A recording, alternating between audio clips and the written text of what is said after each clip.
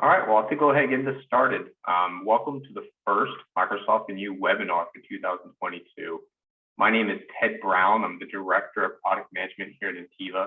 I'm here to talk you through the journey of Microsoft, and we have a bunch of fun webinars planned throughout the year. We have Windows 11 coming up in February.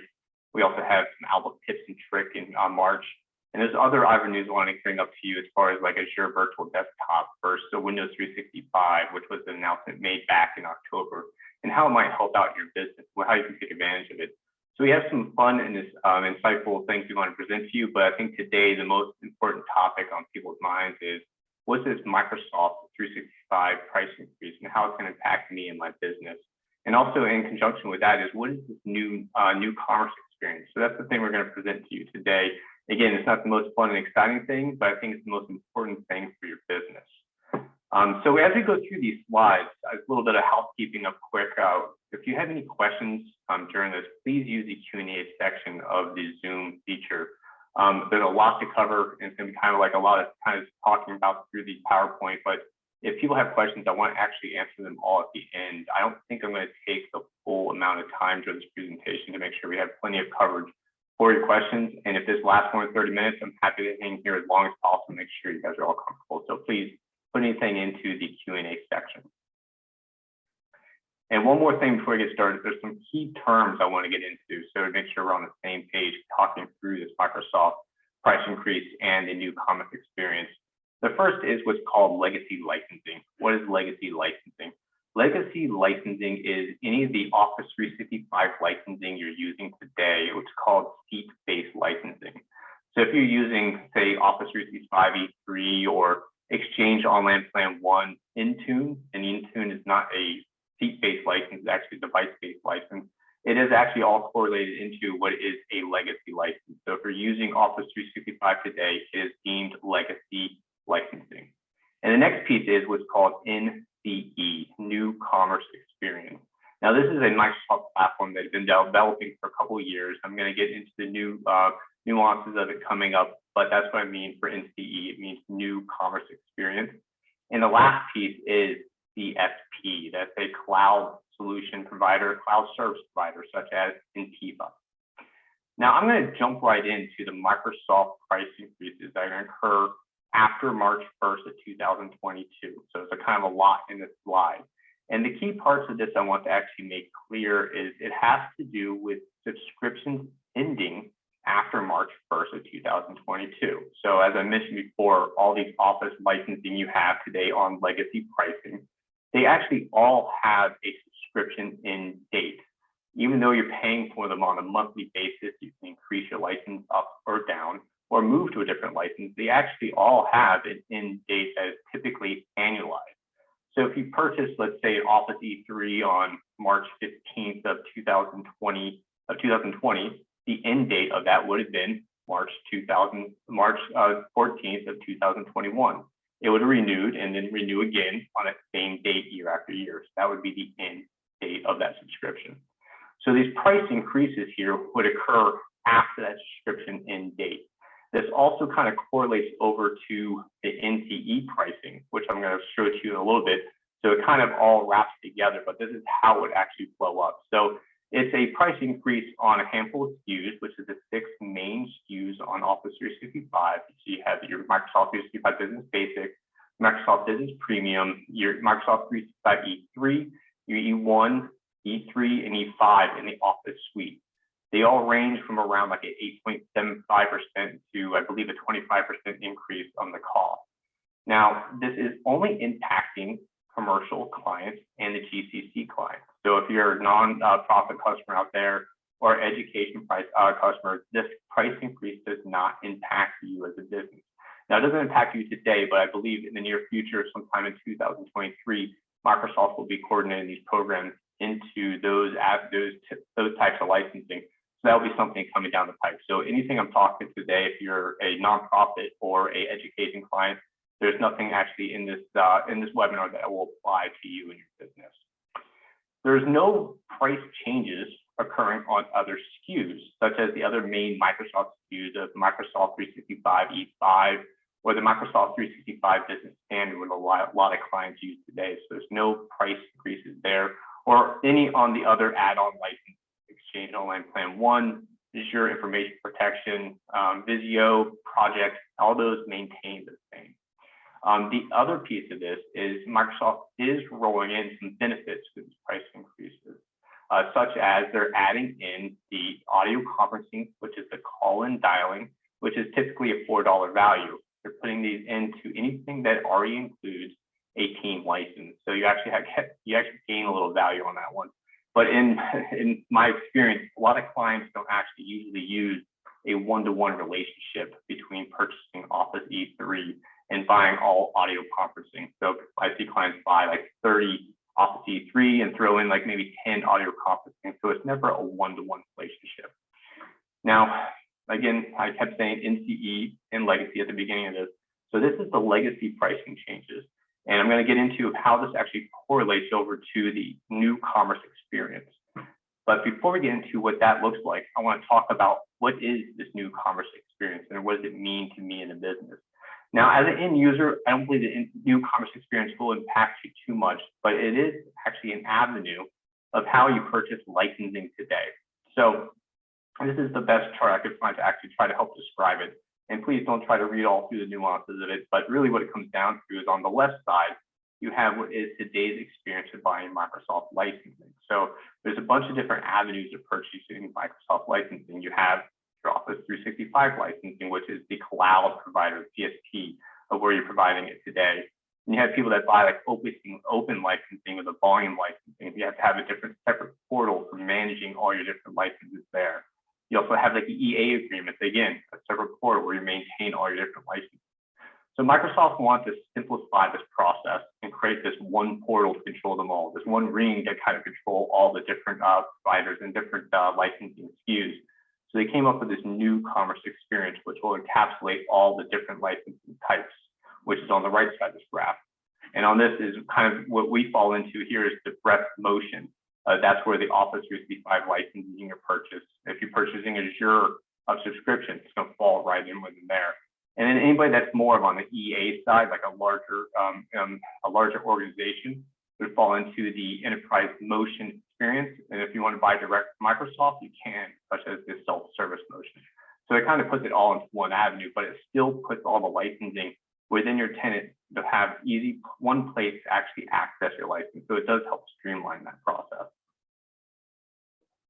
Now, Microsoft did not just start this journey. It's actually been occurring for a couple of years. So there has Microsoft, if you're using Azure, has already gone through this experience moving to the new commerce platform. So beforehand, you had the Azure pay-as-you-go.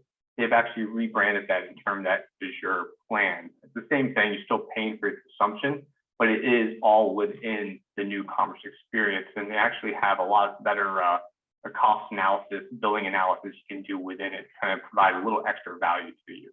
You also have the ability to purchase server subscription licensing, perpetual licensing, which typically would have been underneath open licensing. Again, all in the new commerce experience. And now it's just the term for our Office 365 to actually migrate over to that platform. Now, with NCE, there's a couple main differences versus legacy licensing. And I want to make sure to kind of cover that very clearly with this slide. So as you migrate to NCE, there's different options available to you as a business. You can purchase 1 year, 3-year term options, which you potentially could have done with legacy, but not a lot of people did that. The reason a lot of people didn't really go that direction is because there was no penalty or there was no issue for you moving to different licensing structure, or if you bought an annual license and went from 35 licenses to 30 licenses, you could do that at a drop of a hat. There is no issue for you downgrading licenses. Now with NCE, that's different. If you buy an annual license, let's say you buy a Office E3 for 25 users at an annual license, you're locked in to those 25 users that annual term. You can't really downgrade from there. You do have an option, which is the third point, of actually canceling it, but it's within the first 72 hours of the purchase. And be clear on that, it's 72 hours, not business hours. So if you buy that on a Friday, the Saturday and Sunday would actually go into those 72 hours. So if you want to keep it afterwards, If you don't cancel it by Tuesday, you will have that annual subscription for those 25 users throughout the whole year. There's also the 3-year option, which will be coming up in March. You can't quite purchase that now. And the reason why people go to the 3-year option is if you want to lock in at the price point that it is today. Now, I don't hear any other price increases that are going to be coming from Microsoft. What it does lock you into with the price you're purchasing at that moment in time. Now, with the annual and the 3-year option, you have an option of actually doing a lump sum payment up front or the monthly option throughout the whole term of the agreement. I see a lot of people potentially going more that 1 year paid monthly instead of doing the 1 year is paid all up front. You still, just like Legacy, you have the option of doing monthly subscriptions, but there is a 20% increase on the monthly license over the annual commit. So I see a lot of people doing the annual paid licensing because it will actually get them to the lowest cost denominator for these licensing instead of paying what's called the monthly premium for the options you have there available. And not all licensing is available on a monthly subscription. Only the main SKUs that Microsoft is running, there's Microsoft Business Basic, the Business Premium, your E5 of the world, they're going to be offered with the ability to do monthly options. But say if you're using Microsoft Project, you have to buy that at annual license. You have the Azure Active Directory P1, P2. Those are all going to be annual license on MCE. Office Defender, and again, that's going to be an annual license. So there's only a subset of SKUs that are going to be at the monthly level. So it's one thing, as I think outside of the business we need to get used to is going to be having the annual subscriptions and going down that model instead of having the month flexibility we're used to on the legacy side. And the other difference, which is kind of a nice little nuance that Microsoft puts in here for the NCE, is this trial period. You do have the option with this to go to a non-paid trial to actually put into your license for different subscription types. Beforehand, they did have trials, which was available to you, but it was actually a different licensing SKU that we put into your Office 365 tenant. And then once you're done with that, you actually have to purchase a new one and move all your users to that new subscription. This one they have is where they actually have a trial come into it. And then after 30 days, it would auto renew at a paid monthly subscription. Now, if you want to actually use an annual license, you would have to swap that out. But this does allow some flexibility of having it auto turn up to a paid license without having to change your users on the back end. Now, there's some timing of all this that we want to make sure it's clear for everyone. There's some dates on here that are not as important to the client, to you as a customer, but I want to make sure that you have some understanding of the ones that are important to you. The first one we have here is the January 2022, the NCE launch for Microsoft 365. This was just really the inception of starting the ability to purchase Microsoft 365 licenses within NCE. The next one we have here is what I kind of highlighted before is that March 1st date where the price increases happen when subscriptions are renewing. That happens on March 1st. But I think the biggest date to take in mind here is that March 10th, which is the new subscriptions are exclusive to NCE. Now, what does this mean? This means that any new license you purchase after March 10th will have to be purchased on NCE. They're making it so the legacy licensing platform is going to go away. So on March 10th, let's just say on March 10th, you decide to purchase Microsoft Business Premium because you want to take advantage of the Azure AD that's in it, the Intune that's involved with it, or the Office 365 Defender that's all encompassed into that one package SKU for Microsoft 365 Business Premium.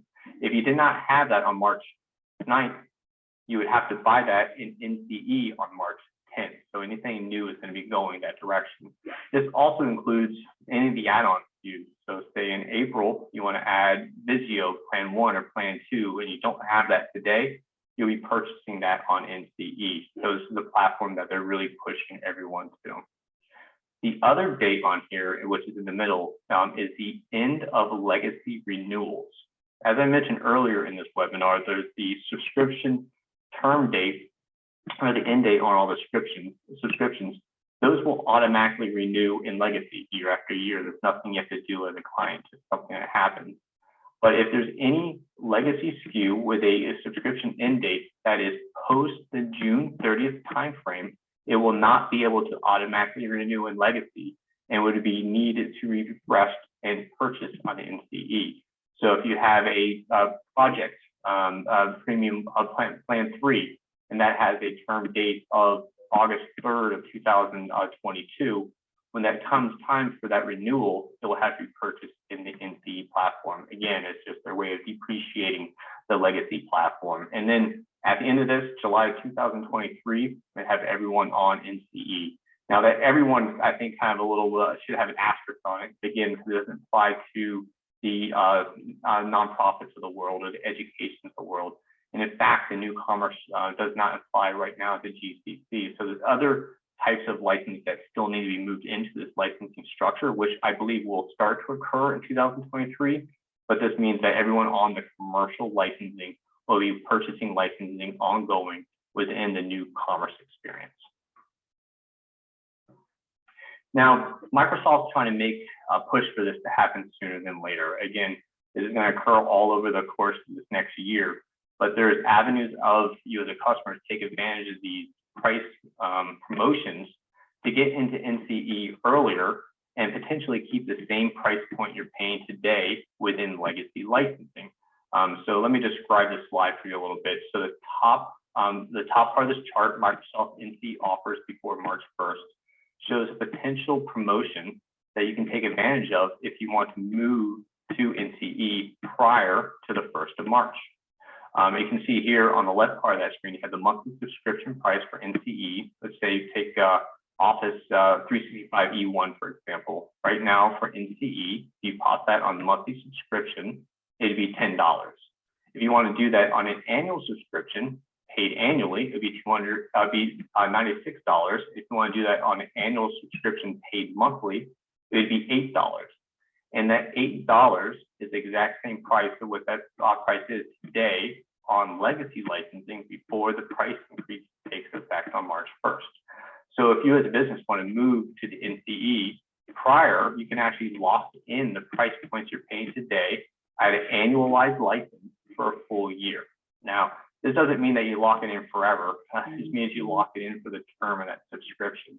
So if you buy, let's say, Office E3 today for a company of 25, you buy 25 licenses of Office E3, and you want to take advantage of the price promotion, which you'll be paying $20 for this 25 license quantity.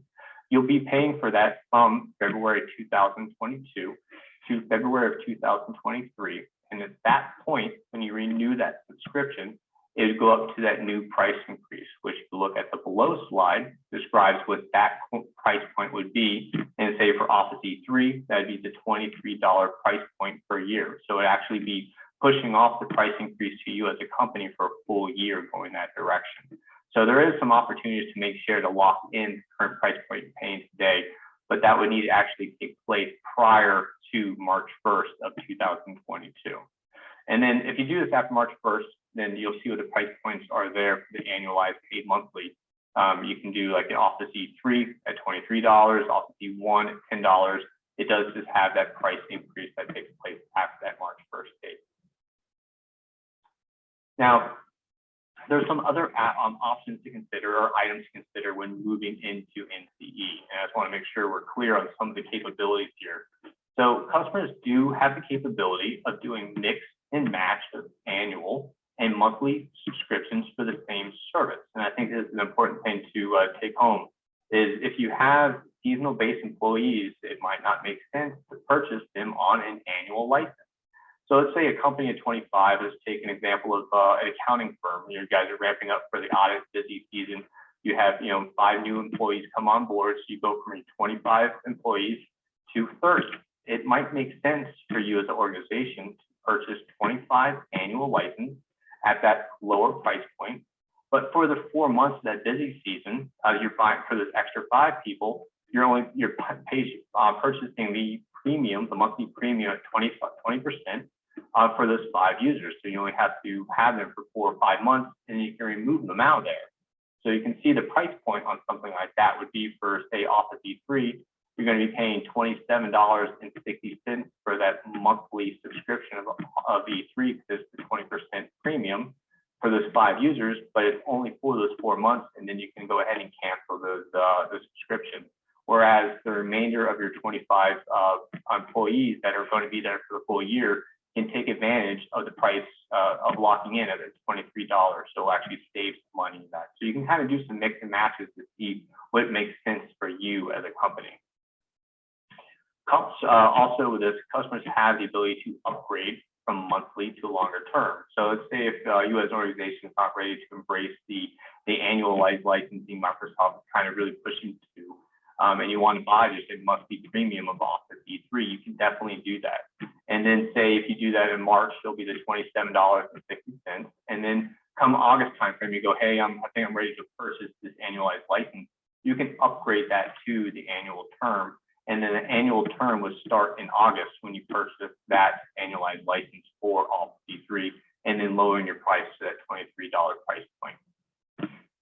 There's also a possibility that some SKUs will be available to be upgraded mid-term. And now what I mean by that is within the same Office family, so you have Office E3, Office 365 E5, and Office 365 E1. Let's say, for example, you purchase 10 users for annualized license for Office 365 E1.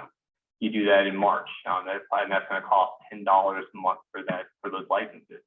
And then sometime in September, you realize, hey, I really want to have this. These employees have the ability to install Office locally on their PCs. I don't want to upgrade them to the Office 365 E3 because it has that capability of being able to install Office locally.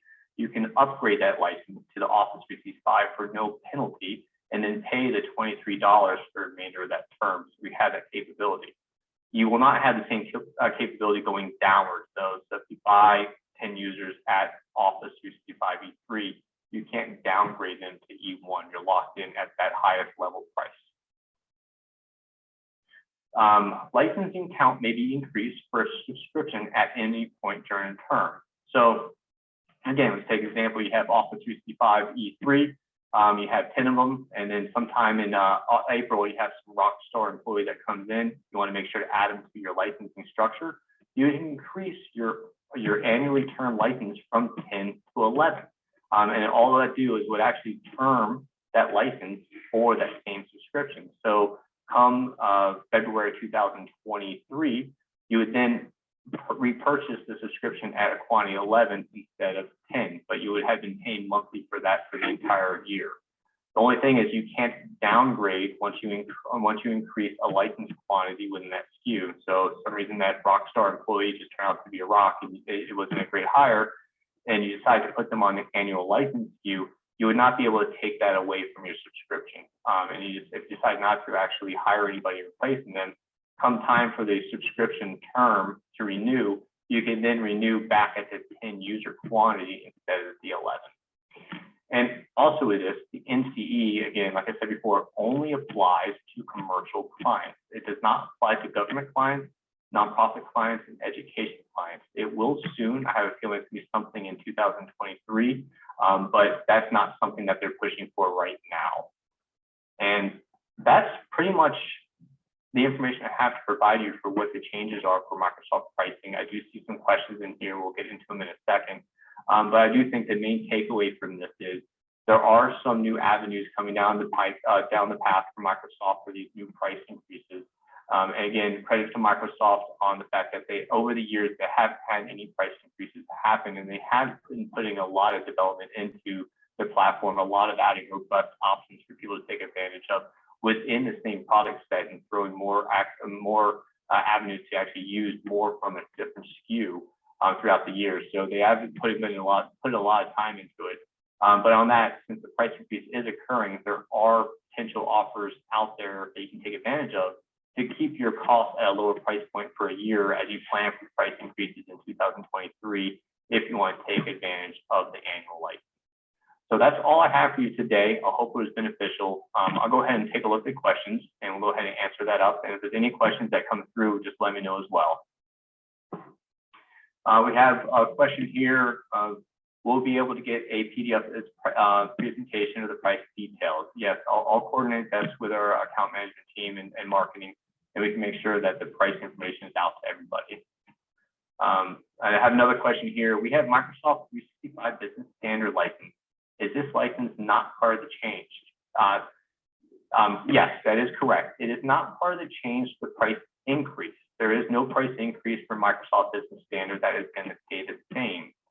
However, there is a Microsoft Business Standard will need to migrate to the NCE platform after the inscription, if the subscription end date occurs after June 30th of 2022.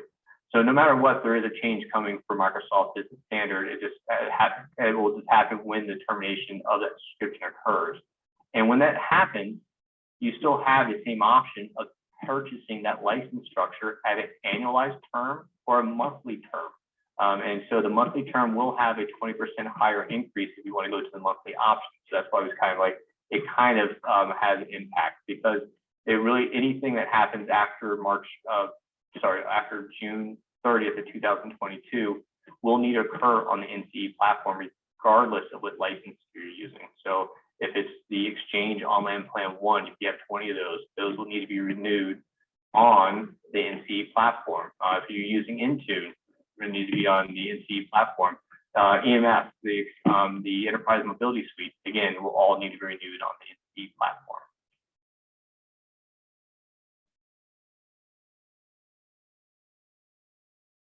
Another great question I have here is, if I add a license to an annual subscription, does it have a new term or does it co-term with the other license? Great question. It co-terms with the current subscription that you're adding to.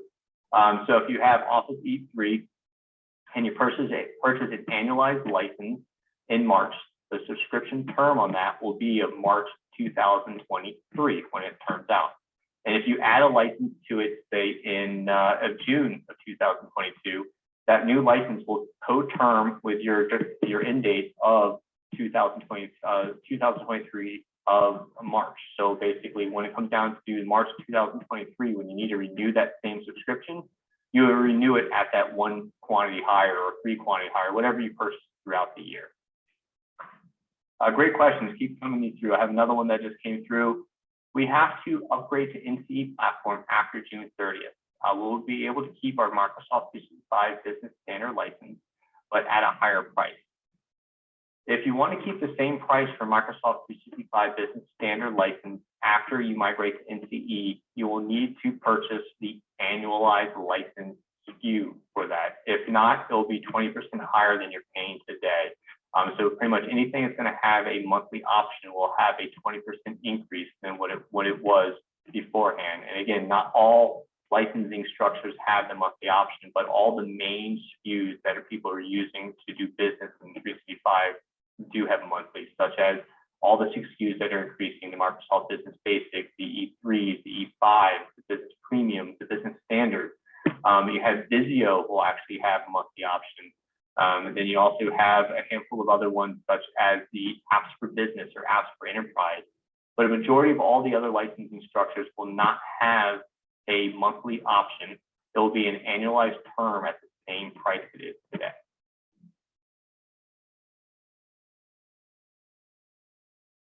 I think that made it through all the questions we have. I'll keep this open for a couple more minutes in case anyone else has anything else.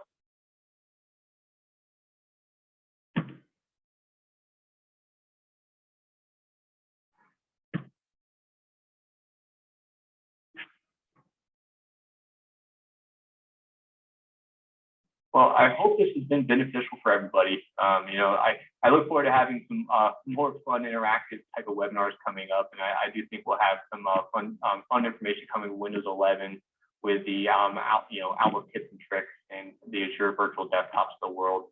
But I do feel this is probably one of the most important parts of the business, is how the pricing is going to impact you. How am I going to do business in the 365 ecosystem going further? And again, I think the really big take home is we're going to start having to really adhere to this new annualized structure that Microsoft's wanting to move to, and trying to figure out what the best avenue for maintaining the most cost-effective way of running our businesses within 365, and doing kind of a hybrid approach of some annualized licensing or some annual licensing, what that means. think we have one more question that came through. All right. No, I don't think, not one more question. I think that might be it for today. So again, we'll probably have some more coming out on this. If we have more questions and or anything else regarding this, we hear back, we'll definitely run another webinar. I'll definitely be happy to come up here and speak to you, or having kind of like an open forum kind of deal. So keep up for some more information. I look forward to talking to you soon on the next month's edition of Microsoft and You, when we start talking about Windows 11. Well, thank you very much, and I hope everyone has a wonderful day. Thank you.